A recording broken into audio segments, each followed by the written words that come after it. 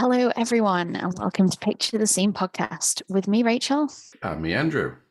And no, your ears aren't deceiving you. I'm back to host another episode, but this time with a bit of a twist. As one of our listeners, a podcast writer, a lady by the name of Haze, Selby-Dee, she goes by the name Podcast She Wrote on Facebook and Instagram, has kindly penned today's episode. It's very exciting.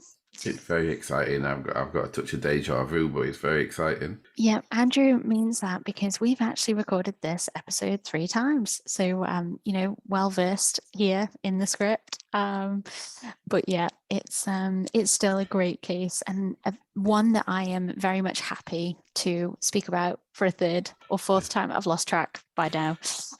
But before we immerse ourselves in today's case, I do have a couple of bits to run through with our wonderful, dedicated listeners. So I've been asked to remind you that this is a true crime podcast, so listener caution is advised. And as is always the case, it would be great to hear from you. So please do go check out our socials on Instagram, Facebook, and TikTok, thanks to Mr. Ogden. And you can also subscribe, leave your feedback, and rate us wherever it is you download our podcast from. Yes, please do. Yeah. So on to you, Andrew. How have you been since we last recorded? Great, yeah. I'm plodding along with life, happy as can be. I feel that's slightly less enthusiastic than the previous times that we've recorded, but all good. I just wanted to call out how epic it was to have Bethan join us. What did you think? Oh yeah, it was great. It was like, when you're on Facebook or Instagram or whatever, and you see those videos of those dogs that that are super happy when they see their owner after like 2 years. Yeah, that's what I felt like. I was a dog when Bethan came on the podcast, and I was that happy. Guys, I can validate for the record, he's come up with a very different response every time we've recorded this. So, wow. And somehow, obviously this time, managed to only praise Bethan and not offend me. So happy days. I'm learning. Yeah, absolutely. Listen, I absolutely loved recording with Bethan. I felt like she's a podcast celebrity. So definitely one off the bucket list. It was absolutely amazing. And would be great to record with Mark and Bethan, but appreciate probably that's a little bit far into the future when we're a little bit more kind of established ourselves that we'll get both sets of royalty on our podcast, right? Yeah, one day. Yeah. Cool. Okay. I just wanted to say as well how grateful we are to Haze for writing today's script. And really glad that she actually brought this case forward because it's not one I've heard of. And I think you'll all enjoy it. So on that point, are you ready for a bit of true crime, Andrew? I am. And just to add, we have done this several times. And each time my appreciation for Haze's script grows. It is a really great piece of writing. So thank you, Haze. Much appreciated. Yeah, absolutely. Thank you. Okay, well, if it's safe for you to do so, I'd like all of you to relax, close your eyes, and picture the scene. Today, we're taking you back to 1932, the 29th of October to be precise. It's a Saturday, and the weather seems to be distinctly average. Temperatures reached a high of 12 degrees Celsius, and the lowest recording for the day of a -2 early in the morning. On this distinctly average October day in 1932, Margie Velma Barfield was born. Now, I just want to pause there for a moment, and I'm going to ask you to imagine a serial killer. What do they look like? And what comes into your mind? Are you thinking of Ted Bundy? Perhaps Richard Ramirez? Maybe John Wayne Gacy? Or Dennis Rader? Whatever the image, the term serial killer presents in your mind, you're probably not imagining a smiling 5'3" perm-haired grandmother wearing large rimmed glasses with Coke bottle lenses. Let me now bring you back to Margie Velma Barfield, the most unlikely of serial killers. Margie Velma Barfield's claims to fame are not only being the first woman in the United States to be executed after the 1976 resumption of capital punishment, but also the first since 1962. She was also the first woman to be executed by lethal injection. And I feel that is super impressive for a 52-year-old grandma, hey?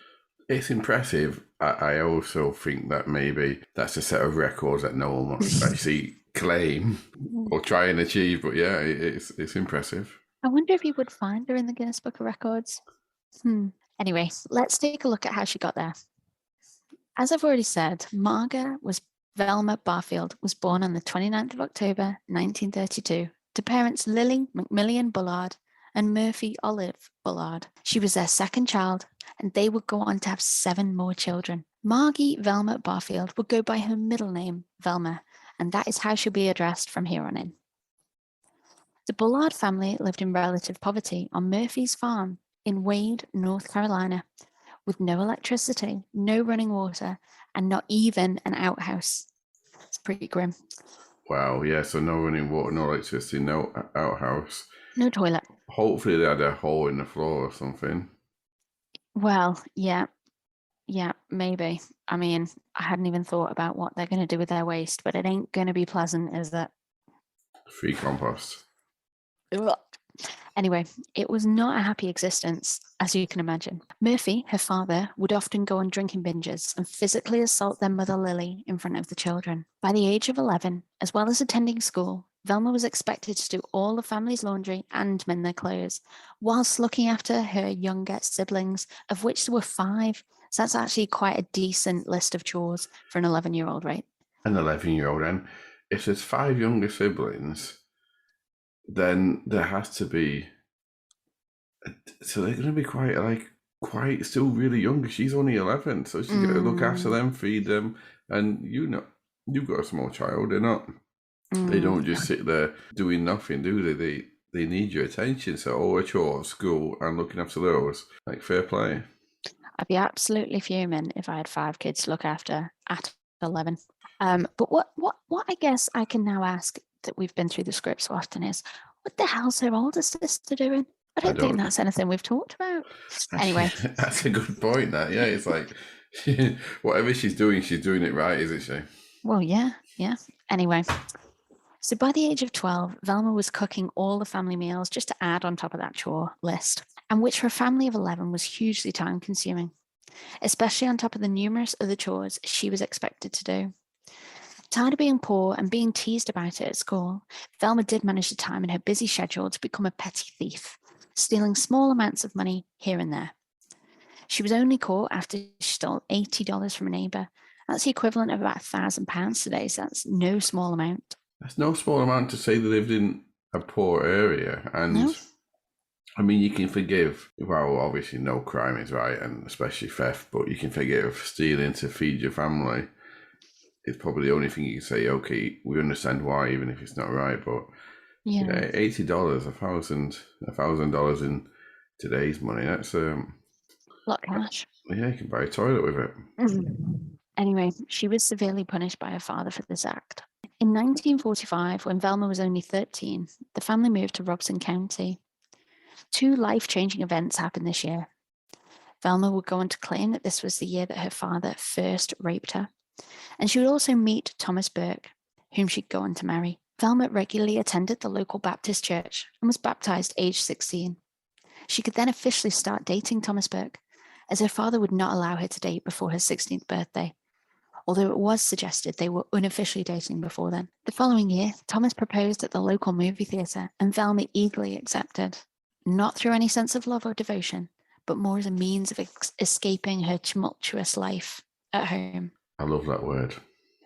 I do not love that word. That is on my list of tricky words. That's why I love it, hearing you say it over and over. And I will call them tricky words because my daughter is currently learning her tricky words at school. When Velma was 18, the couple were married and living with Thomas's parents, but they soon found their own place in Parkton, where they'd go on to rent a property for the next 11 years. Hopefully it had a toilet.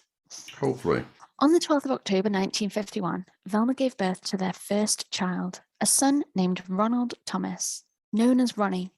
And 2 years later, on the 3rd of September 1953, they welcomed a daughter, Kim. During this time, Velma would continue to attend church regularly and even taught some Bible classes. You think that she, given the life that she's had, the hard life that she's had, even before you even get onto the horrible abuse that she had physically and sexually from her father, that so far she's, apart from a little petty theft, she seems pretty balanced and stable. Absolutely. Unfortunately, it will not go on to be the case. Really? That surprises me. And it leads nicely into the next part. In 1955, Velma experienced another life-changing event because all of that stuff that happened before wasn't enough. She was hit by a drunk driver and received severe head injuries. Whilst in hospital, she was diagnosed with depression and began treatment for her mental health as well as her physical injuries. Just as a side note, in 1950s America, people were often treated for anxiety if they presented with mental health issues. But the diagnosis for depression was quite rare, which would be quite concerning for me if it was a rare diagnosis as to what they would do with such a diagnosis and like what treatment they might use. Don't even want to think about what she was subjected to. Exactly, and well, I'm going to tell you anyway, but she probably had electric shock therapy because that was quite common back then. And what just came to me actually, so you haven't heard me say this before, is if it was quite rare to diagnose depression, then she was probably quite bad. Because it must have, obviously, if it's quite rare, it means it has to be really obvious, I imagine, for them to do that. And also I'd say, sorry, she's just also been hit by a car. Exactly, so she'll have head injuries, and that could be causing mood swings or personality disorders as well. Or her depression was further exacerbated when she went on to have a hysterectomy, aged just 30 years old. Following this, yeah, absolutely. Following the surgery, Velma admitted she had a problem with her nerves, being constantly tense, nervous, and paranoid. It's a really nice set of feelings to have, right? At age 30, having been hit by a drunk driver, been abused as a child, and having had a hysterectomy. Poor woman. Yeah. Around this time, her husband Thomas joined a civil organization by the name of Jaycees, established as the United States Junior Chamber of Commerce in January 1920. The Jaycees, named for their initials JCC, provided opportunities for young men aged 18 to 40 to develop personal and leadership skills through services to others. As it turned out for Thomas, it also provided the opportunity for consuming large amounts of alcohol, which he did frequently. Velma was absolutely horrified as she abhorred alcohol, experiencing firsthand the effect it had on her father's behaviour when she was growing up. And also, she was hit by a drunk driver. Yeah, exactly. And I mean, on the face of it, joining a group to serve others seems awesome. But in reality, it sounds like it was just a men's club. Yeah, drinking excuses to get round and drink and get away from the homes. And these clubs still exist. They're not advertised, but they're like men's golf societies, men's private gentlemen's clubs. Like, it's crazy. Exactly, down with the men. But yeah, no, I've never heard of one myself. Maybe I'm not man enough, but yeah, no, I know they exist, and it's a bit silly, really, isn't it? This was the beginning of the end for the couple. They argued constantly, and Thomas drank more as a result, eventually leading to his becoming a full alcoholic, and a violent one at that. When Thomas started beating his wife and threatening their young children, Velma had him sent to Dorothea Dix State Hospital to receive help for his excessive drinking. Fair play. Yeah, good on her. Fair play. So that sounds like, oh, well, that'd be the sensible thing to do, but you're talking 1950s America, or 1950s anywhere. Yeah. Even like 19 much years later, that'd be an unusual thing to do, wouldn't it? And again, I promise our listeners, not something we've talked about, but I'd even hazard a guess that today you'd get some women that are like, I am not sending him to a hospital. He will, it'll be more than my life's worth to like try and address his drinking. So I actually think even more so in 1950s, because in modern day, you get plenty of partners, men, women, however the dynamic works in that household, that would not face up to their other half. Well, Thomas discharged himself after 3 days, furious at his wife for embarrassing him this way. He then lost his job as a result of missing work, and Velma was forced to take on 2 jobs to ensure the bills were paid. But I'm sorry, if he hadn't gone to hospital, he'd have probably not turned up to work anyway for being an alcoholic. So she just brought forward the inevitable, surely. Yeah, it was probably the tipping point, wasn't it? But yeah. I imagine he wasn't a perfect employee before then, so yeah. Velma was prescribed tranquilizers at this time, but took 3 times the recommended dose, and as a result soon developed an addiction. I wonder if that was because she was prone with her depression to just try and treat something really quick with pills or however, in whatever form she took them. It could be, yeah. It could be, yeah. You also have to remember that those type of pills, they basically just blank you out, don't they? They remove you. Yeah. They remove your feeling, so you don't feel happy, but you don't feel sad. They zombify you. So if she's either depressed or hating her life or anything like that, then you're gonna take one, start feeling it, and you're gonna take as much as possible, aren't you? Yeah.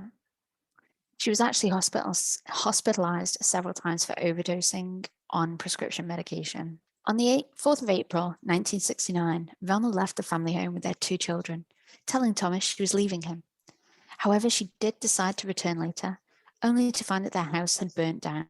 Thomas Burke was dead. It's unfortunate the house had burnt down, and obviously it's unfortunate someone's lost their life, but as a total side effect, it probably made Velma's life a little bit easier.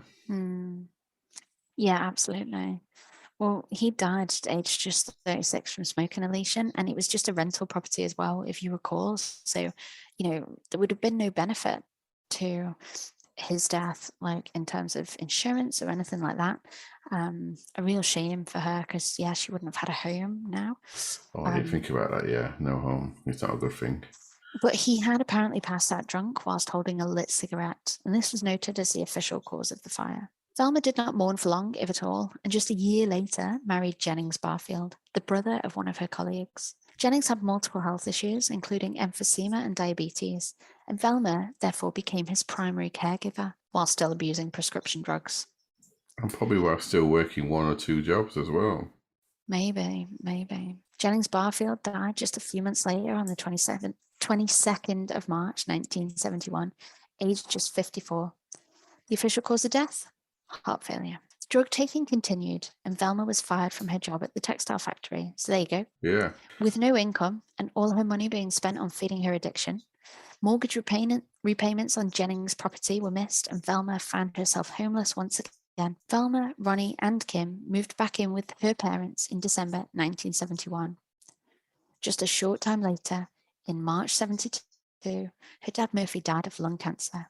She's really not having a great time here. Like, obviously, death is kind of following her around. It's following, yeah, it's unlucky, but I mean, I don't wish death on anyone. But I imagine she probably wasn't that upset that her father died. No, and whilst he might have been like old and frail, and therefore all the kids fell in the nest, not as much stress on him, and therefore he wasn't hurting his wife anymore. It's still like there would have been a sense of relief, wouldn't there? That like your mum's not in pain anymore because your dad's gone. Yeah, and also you got to think that when people hold that type of power, that fear over other people, even when that perceived fear should be gone, like say when kids grow up and they've been victim of either sexual or physical abuse, they still have that fear. When if you was like outside looking on, you'd say, oh, logically, they shouldn't have it because they're not in a position, but obviously it's ingrained, isn't it? And you might, that person might be like, he might be a frail old man, but to them, he would still be that position, that person of hatred, that person who gave fear, even though he might be a frail old man. They probably wouldn't see him like that. They'd see him as someone still to be afraid of. Yeah, absolutely. That would never go, would it? No. Despite living at home, Velma was still in need of financial support and took to forging checks in her mother, Lily's name. After a while, concerned that the fraud might be discovered, Velma purchased a bottle of poison and started administering it to Lily's food. That's quite an escalation.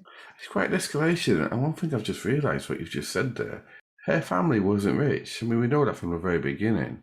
Lots of children, like, not very good living conditions.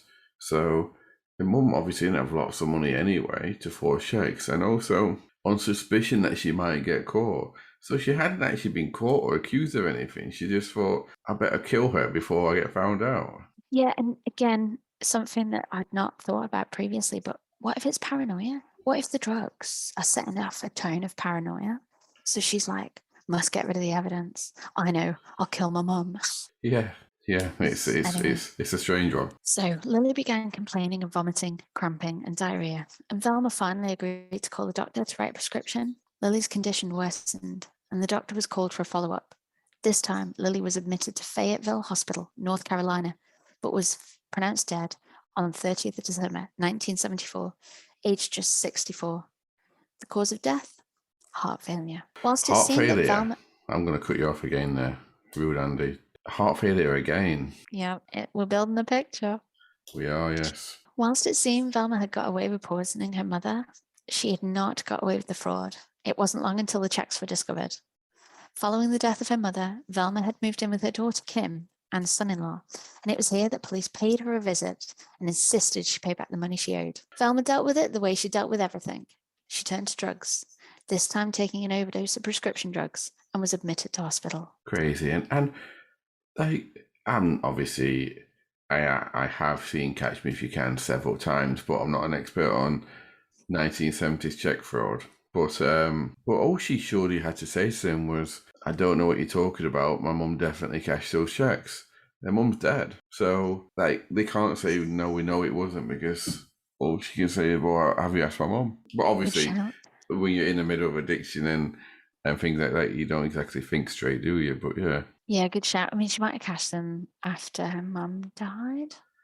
Yeah, or maybe then the people recognised it was her. Yeah, actually, forgive me. I'm obviously talking nonsense. No, it's always good to highlight, because there'll be a listener out there that's gone down the route of, oh yeah, why wasn't that? Why didn't she deny? So obviously her overdose was an admission of guilt, right? So when Velma came around, she was informed by the police that she'd be arrested as soon as she was discharged. Despite overdosing again in an attempt to avoid jail, Velma eventually pled guilty in court and received a 6-month sentence at the Correctional Center for Women in Raleigh, North Carolina. Velma was released only 4 months later due to her good behaviour. That's not a bad sentence, really, is it? It's not, but it definitely wouldn't have addressed her addiction that they probably would have realised was quite severe now. She's overdosed several times. Yes, severe, and also actually from prescription tablets. It's one of the few drugs that you can die from going cold turkey. I know you see, like, you depict images in films of, like, say, Train Spotting, where they go cold turkey on heroin and whatnot. It's horrible what you can get through it most of the time. But prescription tablets, it's one of the few things where if you just go cold turkey like that, then you can die. And I imagine in a prison system, they're not going to bother, like you said, like weaning them off or getting them into a program. They're just going to put her in a cell and let her sweat it out. You know, on that point, it's a really valid point around drugs, because my head has always gone to, you know, all drugs are bad, and like and kind of class A drugs are the ones that kill, and prescription drugs are the ones that, you know, you get addicted to quite easily, but they just medicate and then become an addiction. But I was watching a documentary recently called Death on the Beach, and there was a father there who'd sought independent advice from a pathologist on his daughter's autopsy, because they had purported that she'd overdosed on tramadol. And what he'd suggested is, if she'd have taken as much as the autopsy had confirmed, that she would have simply just stopped breathing, because her brain would not have been signaling to her body to take an in-breath and an out-breath, and an in-breath and an out-breath. And like, I had no idea that prescription drugs were lethal, in the respect that, you know, take too many, especially with alcohol, and that could so easily happen. So you're absolutely right. You know, you think that it's the class A's that kill, and that's because of the, you know, whatever you see in the news that week. But no, all drugs bad, and, you know, especially prescribed ones, because if anything, probably the person taking them feels that they're quite innocent, maybe. Yeah, and they're getting them from, most of the time, to begin with, from the doctor anyway, aren't they, as well? So yeah, who should be trusted. So Velma's good behaviour did not last. Once back living with their daughter, Kim, Velma forged a check in the name of her son-in-law in order to buy more prescription drugs. Kim ended up contacting the pharmacist, begging him not to reissue any more drugs to her mother. Just imagine having to do that, like, absolutely heartbreaking. that conversation. You're not only begging the pharmacist not to prescribe your mum with drugs, which is just a line you never want to cross as a kid, trying to protect your mum in that way. But then also, you don't want your husband to find out how awful your mum is and has done something, you know, behind your husband's back that could bring your, like, own integrity into question. Just feels really awful on all sides when I think about that and reflect on that. And also, it goes to show it reflects on Velma's personality that she'd been doing these horrible things, she's been cashing checks, but her daughter still loves her enough to care. Yeah, Showed that absolutely. it showed that she wasn't just like a horrible person who everyone hated. In 1976, realizing her source of income and drugs had both run dry, Velma took a job as a living carer for $75 a week for the 93-year-old Montgomery Edwards and his 83-year-old wife, Dolly. They clearly didn't do their background checks on Velma, did they? Clearly not. I do love these names that you're throwing out. I know. I reckon there'll be plenty of kids called Dolly and Montgomery and Velma in this day and age.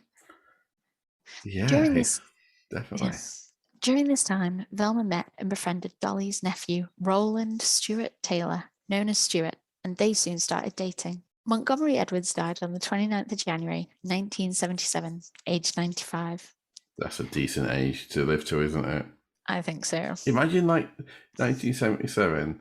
Let me try and work my maths out here. So he was born in 1882. So he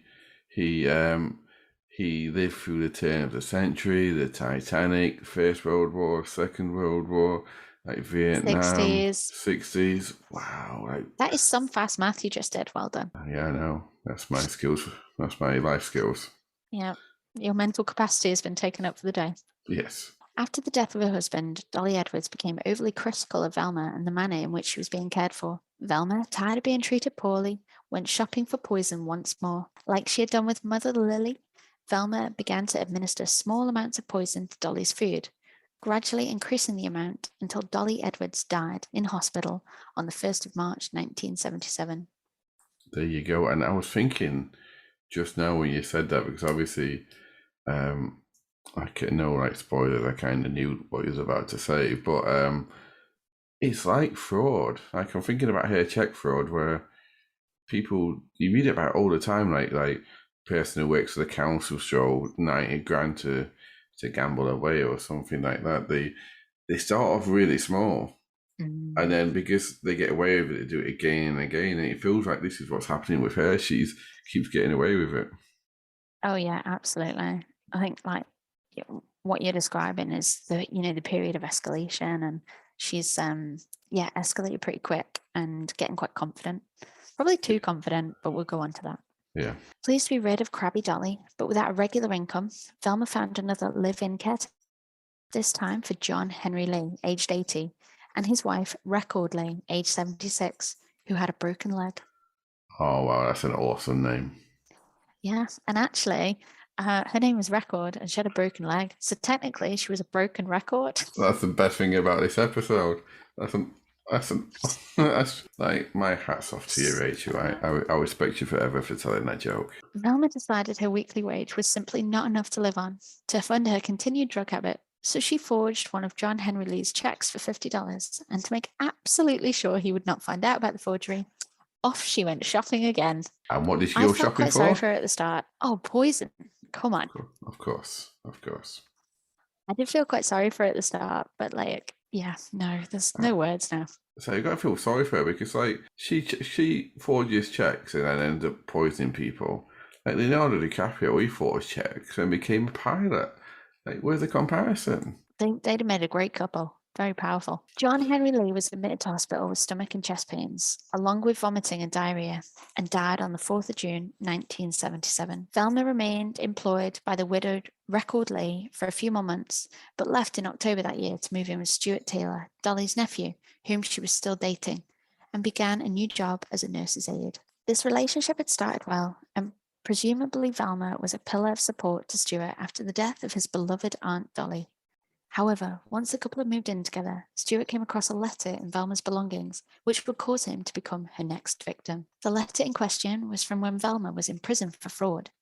Stewart was furious, as she had not disclosed this fact to him. I don't know what you feel about this, but I'm a bit annoyed that he's gone through her possessions. I am. It depends what extent. If you went searching, then yes, but if you came across it, then potentially no. It just depends. He could have just like been going through the mail. It sounds like she was supportive of him because obviously of his aunt dying, and Obviously, he doesn't know that she killed his aunt, but so it would probably quite happy. And there's obviously, though, I'm thinking she's in active addiction. Maybe he was looking for something to try and help or see what's happening. Could be. So rather than try and convince Stuart that Velma had turned over a new leaf, instead, Velma stole one of Stuart's checks and forged it. Realizing now that he was very suspicious of her behavior and watching her closely, Velma had made up her mind. Stuart must die if she was to continue with her wicked ways.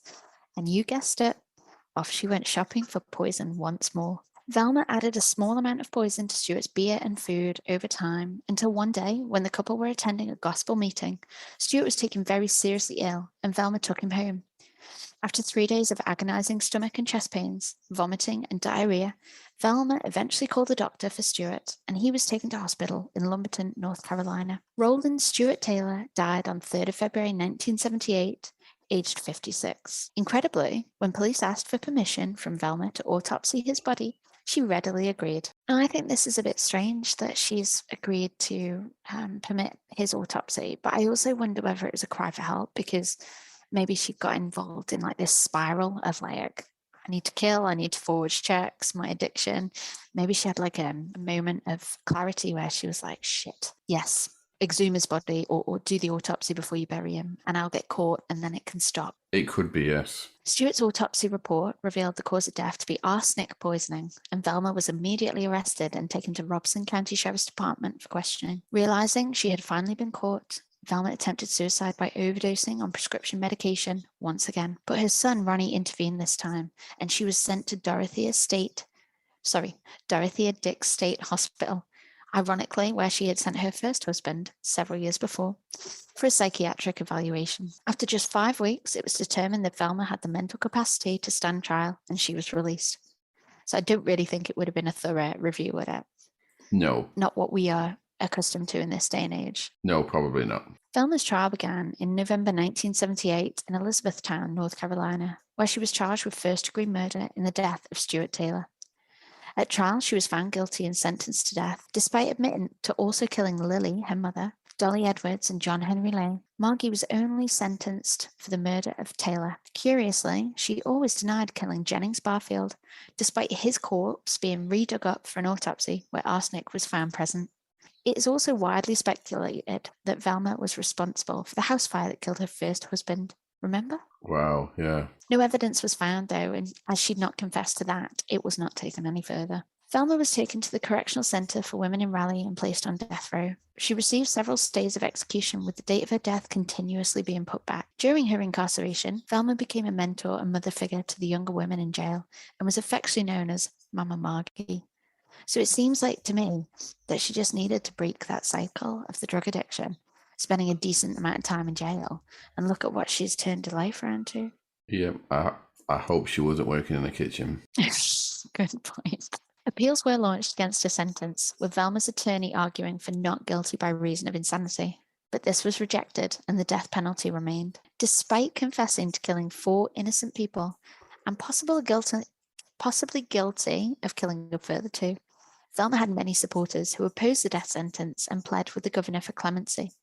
But this was also sadly denied. And I say sadly because I actually don't believe in the death penalty. So I just can't believe that we should punish eye for an eye, tooth for a tooth. It's just not right. No, I agree also. And it really troubles my soul, if I'm being a little bit deep, when you just see so many people online like buying for blood, and it saddens me that I don't think society's changed in as much as there's always been people like that. It just seems to be a lot more people like that nowadays. Well, I'd be interested to hear your thoughts on this. Like, Velma reached out to Reverend Billy Graham, the prominent evangelical Christian figure and ordained Southern Baptist minister who had been visiting her in jail, in an attempt to use his influence to save her from the death penalty. But his response to me was quite surprising. Quoted as saying, "Velma, in a way, I envy you because you're going to get to heaven before I do." I just feel that's a complete cop out. Like, if he's I get it, he's an extreme Christian, but like, imagine saying that to somebody who's pleading for their life with you, and their response is, Oh, but you're going to get to meet Jesus before I do. So, how lucky are you? He has to stay in character though, because if you look into Billy Gray, and I'm not going to comment on him because obviously I'm not going to get into that whole debate, but he has a certain character and personality that he needs to continually portray it. And if you think about that and look into that, investigate it, then you see that actually fits in with him. I agree with you, it's odd and it seems wrong, but it fits into him perfectly. So on the 22nd of October 1984, Velma's children, Ronnie and Kim, brought their own children to jail to say farewell to their beloved grandmother for one last time. Velma chose lethal injection over the gas chamber, and the date for execution was set. Imagine having to choose the way that you die. No, I can't. That's why I just don't believe in the death penalty. I just think, well, it's not why. It's one of the reasons why. If you're going to punish me and put me on death row, in a way, you should also be in charge of how I die, not leaving me to mull over that question as well. Yeah. Velma's final action was to write letters to the families of all of her victims asking for forgiveness. She'd asked a member of the local clergy, Reverend Hoyle, who had been visiting her regularly, to promise he would deliver the letters when she had gone, to which he agreed. After a final meal of a bag of cheese doodles and a Coke, and I have no idea what cheese doodles are, but I imagine some form of What's-its maybe. Margit Velma Barfield was executed by lethal injection at the Central Prison in Raleigh, North Carolina, pronounced dead at 2:15 a.m. on November 2nd, 1984. She was just 56 years old. Her final words were an apology for all the hurt I have caused. Reverend Hoyle tried to keep his promise to deliver Velma's letters, but every single one was rejected by family members. Velma is the very epitome of a paradoxical character. She stole from her family, cold-heartedly removed everyone in her life that would get in her way of feeding her addiction to tranquilizers, antidepressants, narcotics, sleeping pills, and stimulants. She was stone-faced in court, showing little or no emotion. But this would appear to be such a stark contrast to the description given by Mr. Richard Burr, the Southern Prisoners Office Defense Committee, who recalled later.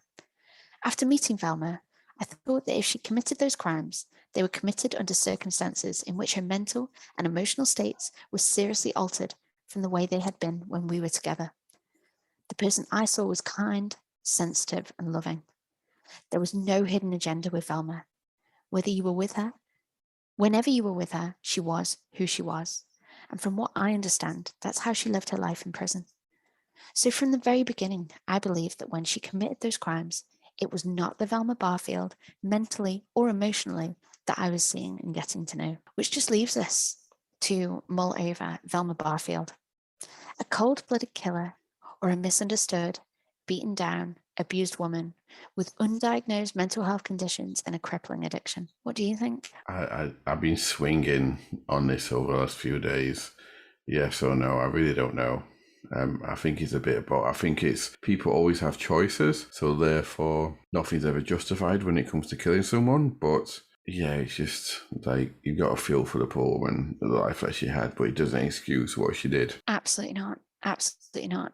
And I would absolutely say the latter. I feel like definitely a woman that's been absolutely dragged through all sorts of circumstances have been so unfortunate, but there will be plenty of women and men, boys and girls out there today that are also put in those situations and don't turn to, killing.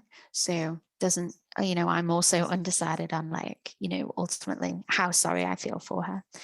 But I just wanted to kind of end on a light note, if I can, to say great script, Hazel, and thanks once again for penning it for us. I do hope I did it justice, but really enjoyed hearing about the case, and I hope our listeners did too.